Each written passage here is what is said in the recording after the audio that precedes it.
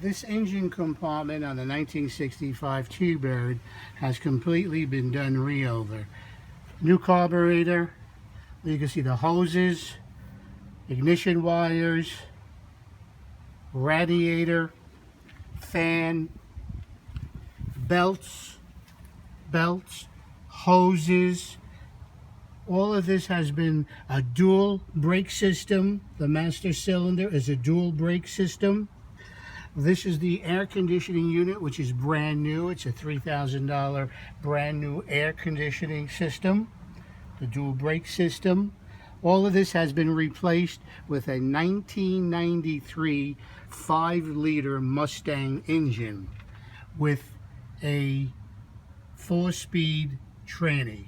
This is a 5-liter 1993 Mustang engine. You've heard it start up. It's very powerful, very strong, very smooth.